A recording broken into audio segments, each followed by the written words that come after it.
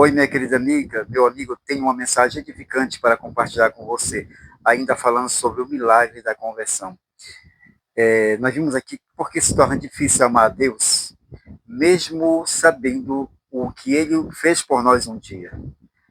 E lá no capítulo 3 de São João, nós vimos lá a história, a história de um homem que ele não conseguia amar, apesar de ter abundante conhecimento bíblico. Vocês lembram, né, que nós vimos aqui antes. Este homem ele cumpria aparentemente todas as normas. Ele se esforçava cada dia para ser um bom membro de igreja. Ele tinha até um cargo de liderança. Mas esse homem não era feliz. Ele experimentava uma sensação de vazio na alma. Faltava em sua vida alguma coisa. Mas o pior de tudo era que nem ele mesmo sabia definir o que estava acontecendo. E é possível que Nicodemos, ele muitas das vezes ele ficava acordado até altas horas da noite, sem conseguir dormir. E muitas vezes, meus amigos, muitas vezes deitado ali na cama, talvez se Nicodemos se perguntasse: meu Deus, o que está faltando? Eu devolvo ali os meus dízimos, eu faço o trabalho missionário, eu canto no coral da igreja, eu sou um professor da escola sabatina ou da escola dominical, mas eu sinto que alguma coisa está errada dentro de mim. Eu tenho a impressão de que nada adianta todo o meu esforço. O que está acontecendo comigo? Então foi talvez numa daquelas noites que Nicodemos se levantou e procurou Jesus. Ele sabia onde achar Jesus. Ele estudava as profecias e tudo apontava Jesus como o Messias que havia de vir ao mundo. O seu problema não era a falta de conhecimento. A tragédia de Nicodemos jazia no fato de ele nunca ter tido um encontro pessoal com Cristo. Amparado ali pelas sombras da noite, Nicodemos foi aonde Jesus estava. No fundo, ele tinha vergonha que as outras pessoas vissem ele procurando ajuda. Afinal de contas, ele era um líder da igreja. Os homens, eles supõem que líderes devem ajudar e não pedir ajuda. Vocês percebem aqui o drama daquele homem, cheio de teorias, cheio de doutrinas, cheio de profecias, sozinho, precisando de ajuda, angustiado, porém impedido por causa do seu status, de correr como o jovem rico fez e cair aos pés de Jesus, dizendo: Senhor, eu estou perdido. O que preciso fazer para ter a vida eterna? Não foi difícil para Nicodemos achar Jesus. Jesus estava no Monte das Oliveiras, esperando com os braços abertos. Seus olhares se encontraram. Era, na verdade, ali o encontro da paz e do desespero, da calma e da angústia, da plenitude e do vazio, da certeza e da incerteza. Aqueles olhos de Jesus olharam na alma, eles perscrutavam o coração, irradiavam amor, paz e perdão. Nicodemos tentou abrir o coração, contar suas tristezas, falar de seus fracassos, da confusão toda que o inquietava, mas ele não conseguiu. O seu orgulho falou mais alto. Rabi, disse Nicodemos, bem, sabemos que és mestre, vindo de Deus, porque ninguém pode fazer esses sinais que tu fazes, se Deus não estiver com ele.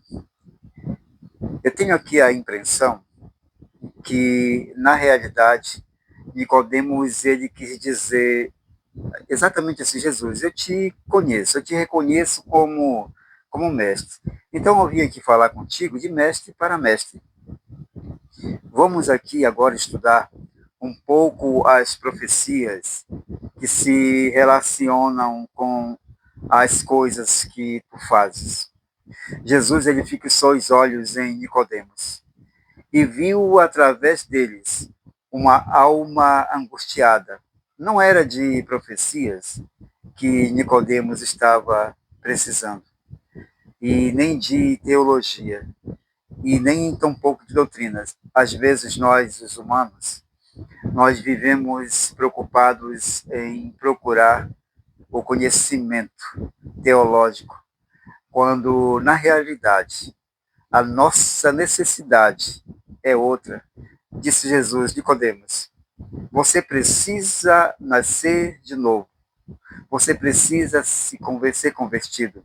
Este é o seu problema. E enquanto você não experimentar o novo nascimento, não adianta estar na igreja e nem conhecer a doutrina e nem ter um cargo de liderança. Nada substitui a experiência da conversão. Aquela declaração, ela foi como um tapa no rosto de Nicodemos. Como pode, por exemplo, um homem nascer de novo, sendo velho? Pode, porventura, ele retornar ao ventre materno? Então perguntou Nicodemos, simulando ali não entender. E Jesus, com um ar de tristeza nos olhos, disse: pare com isso, meu filho. Você entendeu perfeitamente o que eu quis dizer. Eu estou falando de conversão, porque este é o ponto de partida de uma vida feliz. Você vive angustiado e triste porque sua cabeça ela está cheia só de doutrinas, leis, normas, regulamentos. Você se sente frustrado porque sempre você tentou fazer as coisas da maneira certa e você nunca conseguiu. Hoje, querido filho, Jesus continua dizendo: eu quero transformar o seu ser completamente. E você, em lugar de aceitar, você tenta se esconder atrás do preconceito e da ironia. A história de Nicodemos, ela fica sem conclusão ali no capítulo 3 de São João, porque aquela noite Nicodemos não aceitou o convite de Jesus. Era duro demais reconhecer que ele, Nicodemos, o teólogo, o líder, o bom membro da igreja, o pastor, não fosse convertido. Nicodemos, meus amigos, ele retirou-se triste e frustrado do jeito como ele veio. Você acreditaria se eu te disser que o problema de Nicodemos, na verdade, é também o nosso? Exatamente. Por exemplo, corremos talvez hoje o risco de pensar que, porque estamos na igreja, batizados, estamos convertidos, mas não é sempre assim. Não podemos confundir conversão com convicção. Ambas as palavras, elas soam parecidas, mas têm significados completamente diferentes. A primeira, ela tem que ver com o coração e a vida. A segunda, ela limita-se apenas ao que vai na cabeça. Um dia desses, por exemplo, alguém nos deu uma série de estudos bíblicos. Aceitamos as doutrinas da lei, do dízimo, do espírito de profecia, do santuário. E, finalmente, nós decidimos nos batizar. Ao sair das águas batismal, nós pensamos: agora eu estou convertido. Mas talvez não seja assim. Estamos convencidos da doutrina e, com certeza, Mas estar convencido não significa estar convertido. E aí, meus queridos, começa a confusão toda. Passamos pela vida como Nicodemos, cheios de teoria e de doutrinas. E muitas vezes sabendo tudo isso desde meninos, porque nós nascemos no lar cristão, mas vivemos com essa permanente sensação de vazio, de impotência e de fracasso. Queremos amar a Deus e não conseguimos. Sabe por quê? Nós vamos tentar agora aqui entender melhor este assunto da conversão. Para isso, nós temos que voltar um pouquinho, novamente ali ao Jardim do Éden. Lá nós encontraremos Adão e Eva, recém-saídos das mãos do Criador. Eles eram seres perfeitos, tinham sido ali criados, assim, sem propensão para o pecado, com capacidade de obedecer. Eles se deleitavam na obediência. Obedecer era para eles tão fácil como para você e para mim é respirar. Isso mesmo. Eles não precisavam se esforçar para isso. Eles tinham uma natureza perfeita. O problema começou quando eles pecaram, porque nesse instante eles perderam a sua natureza perfeita e adquiriram uma natureza ali estranha, incapaz de obedecer e que se deleita nas coisas erradas da vida. Chamaremos aqui isso de natureza pecaminosa. Agora, com essa natureza pecaminosa, o homem ele não consegue mais obedecer. Agora, o que para ele é simples como respirar é a desobediência e o pecado. Infelizmente, essa natureza pecaminosa, ela foi passando aí de pai para filho, até o dia que nós viemos a este mundo. O dia que nascemos, nós nascemos com essa natureza. E com ela é impossível, na verdade, impossível obedecer. É isso que a Bíblia diz. Pode, por acaso, o etíope mudar a sua pele? Ou o leopardo as suas manchas? Então, podereis fazer o bem estando acostumados a fazer o mal? Enganoso, a Bíblia continua dizendo, é o coração do homem mais do que todas as coisas, e desesperadamente corrupto. Quem o conhecerá? Porque do coração, a Bíblia continua, procedem maus desígnios, homicídios, adultérios, prostituição e furtos, falsos testemunhos, blasfêmias. Você deve agora, nesse momento, minha amiga, meu amigo, estar se perguntando, isso quer dizer que eu nunca conseguirei obedecer? Do jeito que você e eu nascemos, eu respondo para você, com essa natureza que recebemos de nossos pais, não podemos obedecer. Foi isto que Jesus quis dizer a Nicodemos, quando falou, se alguém não nascer de novo, não pode ver o reino de Deus. George e Vanderman, em seu livrinho Como Conviver com um Tigre, ele apresenta ali uma interessante ilustração. Suponhamos que, disse ele, que um dia um lobo ele começasse a observar a vida das ovelhas. E depois de um certo tempo, ele chegue à conclusão de que o melhor modo de vida é a vida das ovelhas. E ele decida juntar-se a elas. Para isso, ele coloca uma pele de ovelha em cima. E ele passa a conviver com as ovelhas. Como você acha que ele se sentirá quando chegar ali a hora de comer? e as ovelhas comerem com prazer o capim. Você acha que ele se deleitará comendo capim? Suponhamos que também que ele seja um lobo honesto e ele não queira voltar atrás ali na decisão que tomou. Você acha que 5 ou 10 anos depois ele finalmente aprenderá a gostar de capim?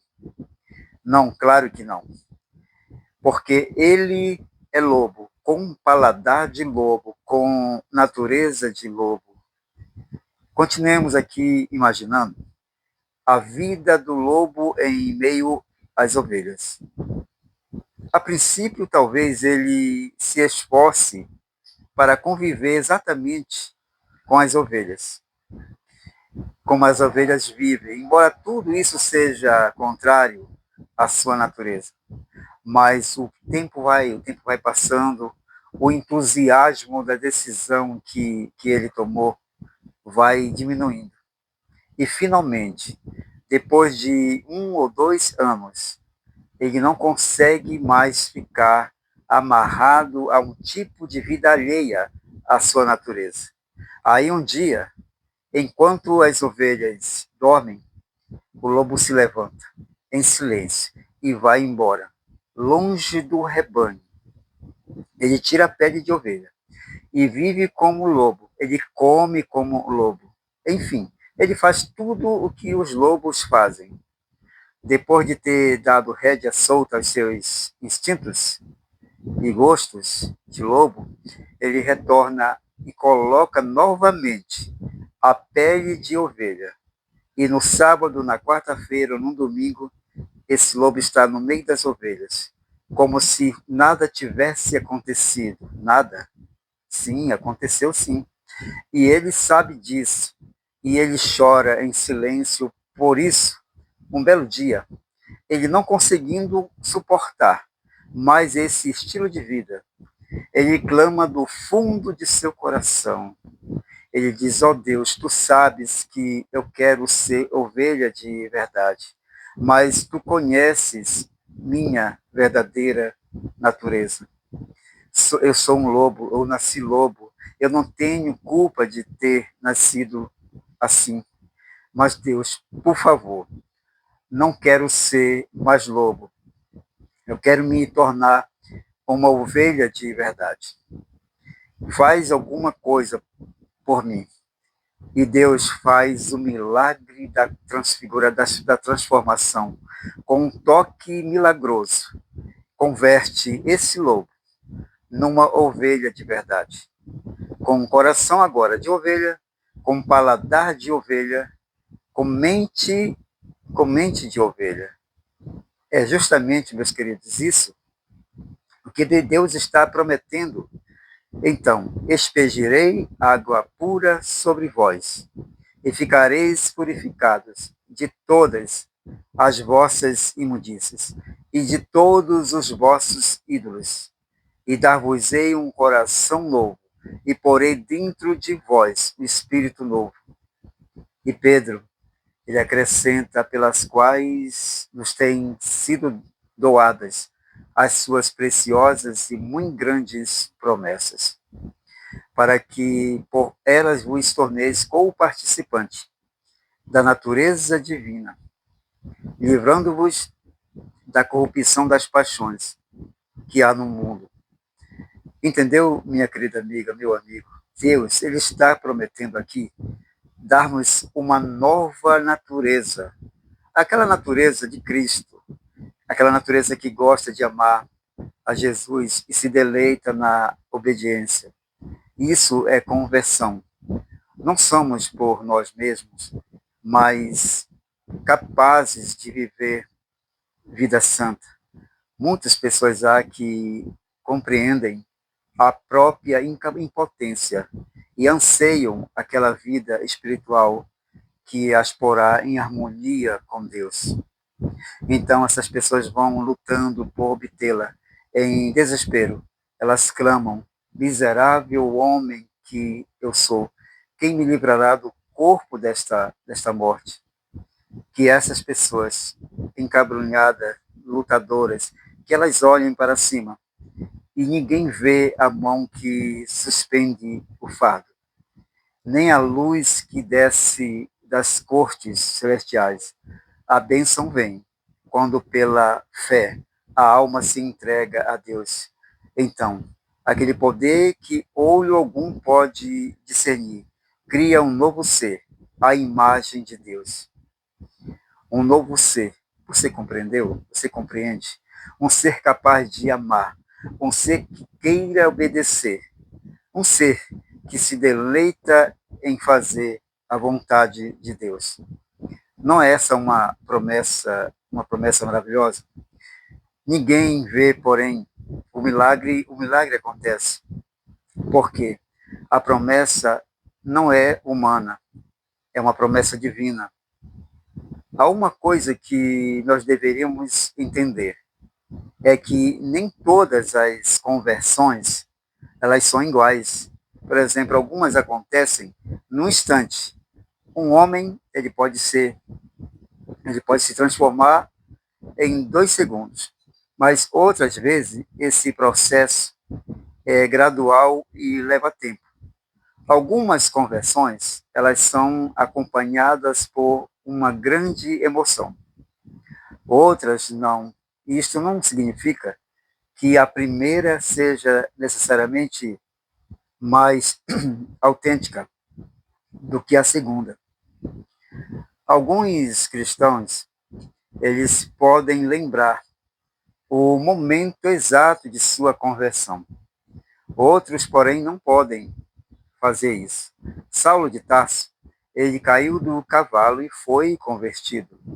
Mas não pense que todas as pessoas elas devem cair do cavalo para, para ser convertidas. O que realmente importa é que a mudança de natureza aconteça.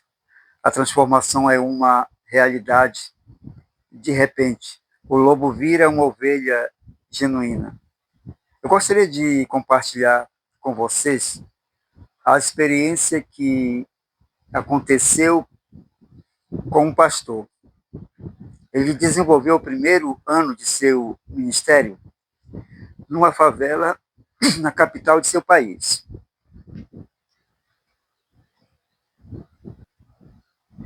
Era, na verdade, ali um morro habitado por gente necessitada e carente. Era, na verdade, ali um morro habitado por gente necessitada e carente ali em sua maioria. Mas aquele lugar, ele tornou-se cenário de convenções maravilhosas, que, que o Espírito de Deus operou. Um belo dia, um certo dia ali, andando pelos estreitos caminhos daquele morro, o pastor ele foi surpreendido por um cachorro que começou a latir. Inexperiente, o pastor ele cometeu a imprudência de correr e em poucos segundos não era só um, mas um bando de cachorros que corria atrás dele. Assustado, ele teve que empurrar a porta de uma casa e se esconder dos cachorros. Ali, mas quando ele percebeu aonde ele estava, ele conta que ele teria preferido que os cachorros pegassem ele lá fora. Aquele lugar era um quarto escuro e pouco ventilado, iluminado por 2 velas grandes. Ali no centro da mesa havia um cheiro horrível. Em cima da mesa se ver ali uma pequena montanha de cinza de cigarro e folhas de coca. Em torno da mesa, mulheres estavam bêbadas e no chão, garrafas vazias de bebidas. Em fração de segundos, o pastor ficou rodeado pelas mulheres. Ele pediu desculpas. explicou que ele tinha entrado por causa dos cachorros, mas de nada adiantou a cortesia e as boas maneiras. O pastor ele teve que ser, de certo modo, mal educado. E à força ele conseguiu sair daquele lugar. Alguns dias depois, uma daquelas mulheres encontrou o pastor na rua. Ela perguntou: foi você que entrou em casa outro dia, perseguido pelos cachorros? O pastor, naquele momento, respondeu sim, e ele pediu desculpas. Mas, desculpas? Perguntou a mulher. Disse ela: não, nós é que devemos pedir desculpa para você. Nós que temos que nos desculpar. O pastor, ele explicou para ela que ele era um pastor e que estava ali pregando todas as noites no salão na parte alta do morro. E o pastor ali convidou aquela mulher para assistir às conferências. Aquela mulher, naquela noite, para surpresa do pastor, ela esteve lá. Ela tinha bebido bastante. E ela dormiu durante a pregação. A noite seguinte, ela retornou e também a outra noite. Sempre ela estava bêbada. Ela dormia enquanto o pastor estava, estava pregando. Um dia ela procurou o pastor e ela disse assim, angustiada e cheirando a álcool, ela disse: preciso falar, eu preciso falar com o Senhor, pastor. A minha vida é uma tragédia. O Senhor pode pensar que eu não entendo nada do que o Senhor prega, porque sempre eu estou bêbada. Mas eu entendo tudo. Eu entendo tudo que o Senhor fala. E eu estou desesperada. Naquele momento, o pastor olhou para ela com simpatia. Era fácil ver no rosto, nos olhos, nas lágrimas que resistiam em sair a tragédia de uma vida sem Cristo. Ela era uma alcoólatra inveterada. Pastor, disse ela, eu tive uma família bonita, eu tive um marido honesto e trabalhador, e filhos maravilhosos. Nós não vivíamos na abundância, mas nunca faltou pão de cada dia, até que eu fiquei viciada na bebida. Não sei como isso aconteceu. Eu cheguei a um ponto em que a bebida era o mais importante em minha vida. Às vezes, o meu marido, ele chegava à noite cansado de trabalhar e me achava bêbada. Os filhos com fome e abandonados. E esse foi o início da desgraça. Ele começou a me bater, mas nem por isso eu parava de beber. A vida em casa, ela tornou-se insuportável. Mas um dia, enquanto ele estava ali no trabalho, eu tive a coragem de pegar minhas roupas e abandonar o lar, o marido e os filhos, o menor dos quais tinha apenas 2 anos de idade. Aí, pastor, eu vim morar neste morro, onde, para sobreviver, eu me entreguei a uma vida de promiscuidade e abandono.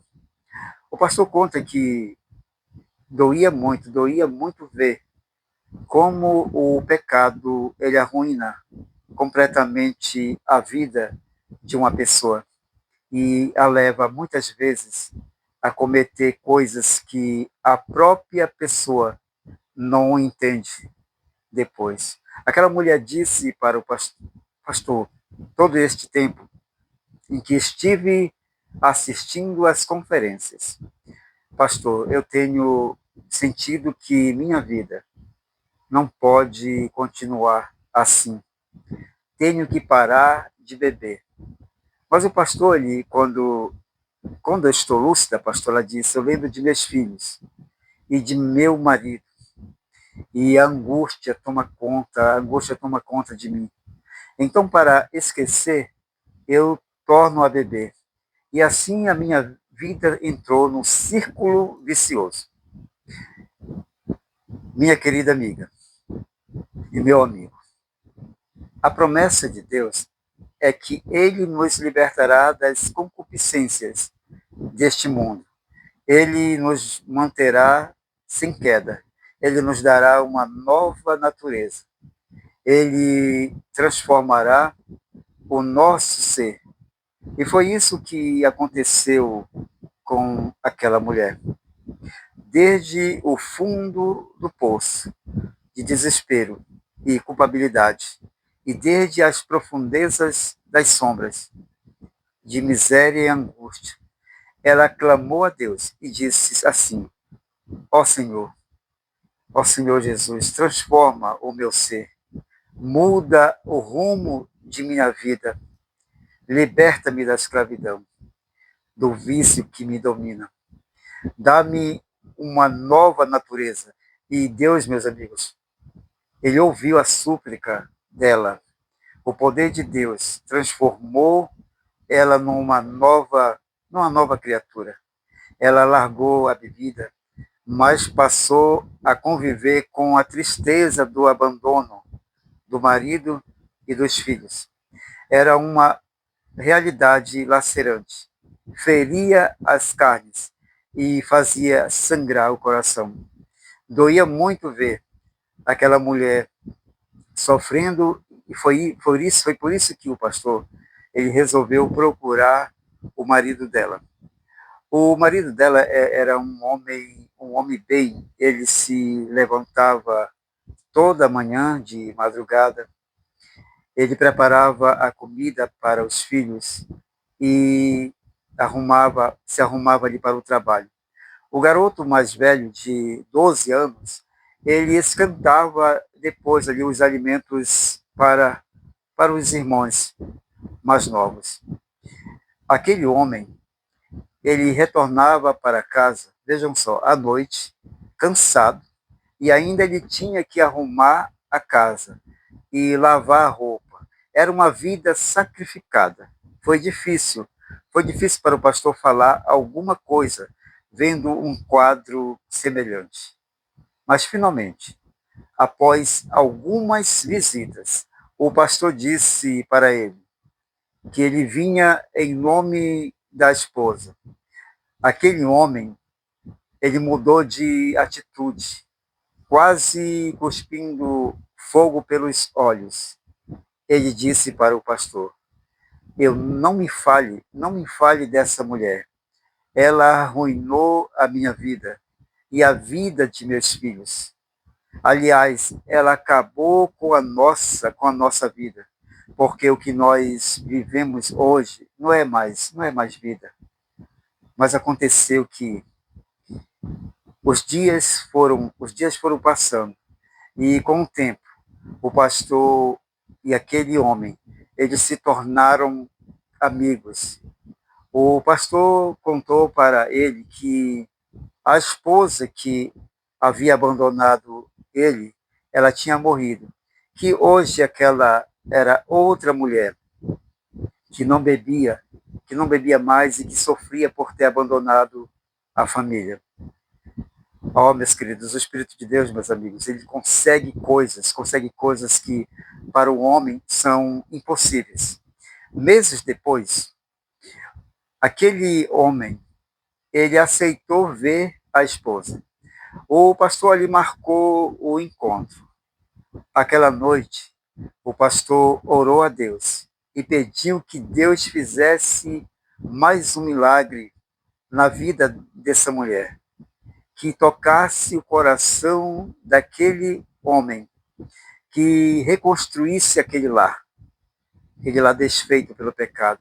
Sabe, minha querida amiga, meu amigo, existem momentos que marcam a vida para sempre, não é verdade? Pois é. E o pastor, ele conta que aquele foi um desses momentos na vida dele. Lá estava o marido, rodeado dos filhos. A mulher aproximou-se e caiu aos pés de joelhos, ali aos pés do marido de joelhos. Perdoe-me, disse ela, chorando. Perdoe-me. Eu não mereço mais. Por favor, me perdoe. Já perdi todos os direitos que tinha. Eu não sou ninguém. Apenas eu quero que vocês me permitam cuidar de vocês. Serei uma serva, nunca reclamarei. Nunca vou reclamar de nada. Só quero ficar perto e cuidar de vocês. E fazer tudo o que deixei de fazer. Meus amigos, foram momentos dramáticos e emotivos. E no silêncio do coração, o pastor ele continuava orando. De repente, aquele homem pegou na mão de sua esposa e levantou ela e perguntou: Você não bebe mais? Ela respondeu: Não. Há meses que Cristo tirou a bebida de mim. E naquele momento, emocionado, o marido disse para ela, para aquela mulher: É inacreditável.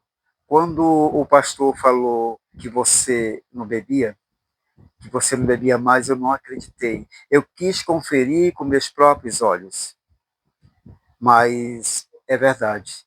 Você não bebe mais. Você diz que foi Cristo Jesus que tirou a bebida de você. Então, eu quero conhecer o Jesus que foi capaz de fazer esse milagre. Eu quero conhecer esse Jesus que fez o milagre na tua vida. Meus amigos, o pastor conta que naquele exato momento, ele deu meia volta, escondendo suas lágrimas. Ele ficou emocionado com aquela cena. Mas meses depois, o pastor conta que ele teve a alegria de ver batizados aquele homem, sua mulher e o filho mais velho de 12 anos. Então, minha amiga, meu amigo, é maravilhoso ver o poder transformador de Deus, não é verdade? Operando e transformando vidas. O pastor conta que, ao longo do seu ministério, ele tem visto muitas vidas transformadas. Marginais, jovens viciados em drogas, bêbados, homens e mulheres que pareciam não ter mais jeito, não ter mais esperança de recuperação. E se Deus foi capaz de transformar todos eles, poderá também, com certeza, transformar o nosso ser. Você e eu podemos até dizer: bem, eu não sou como aqueles homens, mas, meus amigos, Nicodemos, lembra? Nicodemos também não era assim. E Cristo disse para ele: você tem que nascer de novo. Você precisa que eu mude sua vida.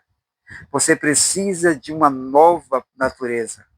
E Nicodemos achou que, porque conhecia bem a doutrina, já tinha sido convertido. Ele achou que aquela declaração de Cristo era uma ofensa para ele. Então Nicodemos foi embora.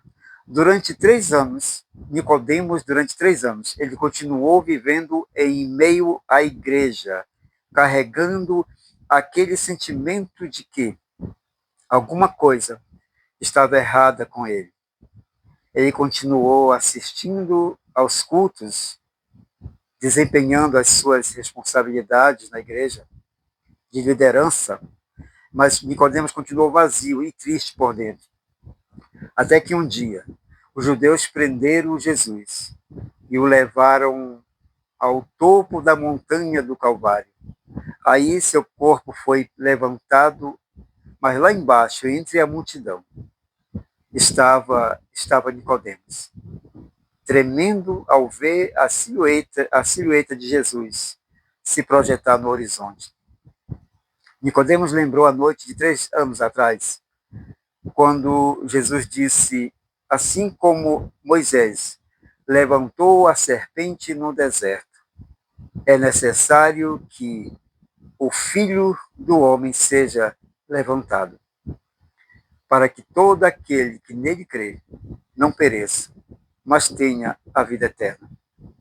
Nicodemos, ele não conseguia resistir, mas eu imagino que Nicodemos, ele se aproximou da cruz. Talvez o olhar agonizante de Cristo tivesse alcançado Nicodemos. Lá embaixo, e é possível, com certeza, que Nicodemos clamasse, por favor, Jesus, não morra, não vá embora, não sem transformar meu ser, dá-me a nova natureza de que falou aquela noite. E o clamor de Nicodemos, minha amiga, meu amigo, foi ouvido. Jesus transformou o seu ser. E aquele Nicodemos, medroso, que um dia procurou Jesus, amparado pelas sombras da noite, agora ele não teve medo de confessar publicamente a Jesus como seu Salvador. E junto com José de Arimateia, ele reclamou o corpo de Cristo Jesus para dar-lhe a sepultura. Isso não é maravilhoso? Que bênção! Então, minha querida amiga e meu amigo, o milagre da conversão, ele pode acontecer com você e comigo, com qualquer um que aceitar. É só correr para a cruz de Jesus e reconhecer 3 fatos. Primeiro, eu sou um pecador. Não existe nada mais difícil ali para o orgulhoso coração humano do que reconhecer não uma fraqueza, não um problema de personalidade, mas o pecado. Nada de jogar culpa ao fato hereditário ou o ambiente em que fomos criados, ou a falta de oportunidades que tivemos. Temos que correr a Cristo e clamar, Senhor, ajuda-me, sou um pecador. Sou o único responsável e não tenho explicação. Apenas quero ser perdoado. Em segundo lugar, meus amigos, o doloroso fato, eu não posso, não adianta querer ser bom por nossas por nossos próprios, eu vou repetir, eu não posso, não adianta querer ser bom por nossos próprios esforços. A humanidade, ela está ficando louca porque fala de autodisciplina, de energia interna, de força mental. Ela esqueceu de olhar para Cristo, está olhando para dentro de si, em busca de solução, e só acha fracasso e frustração. Nada disso. Temos que olhar para Jesus Cristo e falemos, ó Senhor, já tentei de tudo, eu não consegui. Eu carrego dentro de mim uma natureza estranha que me leva para o pecado. Por favor, ajuda-me, porque eu não posso. E agora, o fato mais extraordinário, minha amiga, meu amigo, Deus pode sim, meu amigo, minha amiga, repito, Deus pode. Temos que olhar para o alto da montanha e como Nicodemos fez, temos que cair aos pés da cruz, clamando no silêncio do coração, Deus, por favor, muda o rumo de minha vida. Dá-me uma nova natureza. A palavra de Deus disse que o milagre acontecerá. Ele pode acontecer agora, neste exato momento, enquanto você está assistindo este vídeo. Isso mesmo. Enquanto você assiste essa mensagem maravilhosa, o Espírito Santo de Deus, ele está neste exato momento. Ele está trabalhando aí em teu coração, em mim, em meu coração. Então, minha amiga, meu amigo, existe uma coisa que se revolta dentro de nós. É a natureza pecaminosa. Essa natureza, ela não gosta das coisas, ela não gosta das coisas certas. Mas a voz de Deus, ela continua clamando, chamando em seu coração e no meu coração. Você sente e pergunta: como pode ser? Como pode ser isso? Como pode Deus mudar a minha vida num segundo? Eu não sei te dizer. Milagres, eles não têm explicação. E a conversão, ela é um milagre. Eu não posso, por exemplo, explicar como a água pura e simples, pelo toque maravilhoso de Jesus, em segundo, depois era vinho de primeira qualidade. Nenhum químico do mundo pode explicar. Milagres, eles não se explicam, milagres se aceitam. Como foi possível, por exemplo, um cego de nascença viver em escuridão anos e anos e num segundo depois, ali depois do toque de Jesus, está enxergando? Oftalmologistas nenhum pode explicar isso. Milagres, eles não se explicam, milagres se aceitam.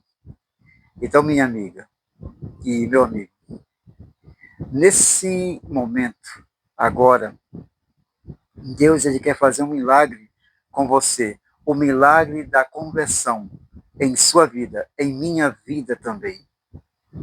Você e eu devemos apenas dizer: Senhor Jesus, eu aceito o milagre. Então, meu amigo e minha amiga, eu tenho certeza que você dirá em seu coração: Senhor, eu aceito o milagre na minha vida. Amém. E eu quero te pedir aqui, se essa mensagem falou ao teu coração, compartilhe ela com teus amigos. Compartilhe esse vídeo com todas as pessoas que você conhece nas suas redes sociais. E se inscreva aqui no canal. E sim, comenta aqui embaixo: eu aceito o milagre em minha vida, Jesus. Que Deus abençoe você poderosamente, minha amiga, meu amigo. Até o nosso próximo vídeo. Valeu, gente. Deus abençoe você poderosamente. Volte este vídeo, analisa na íntegra, que ele seja uma bênção na sua vida. Em nome de Jesus, amém. Valeu, gente. Até o nosso próximo vídeo. Amém. Tchau, tchau.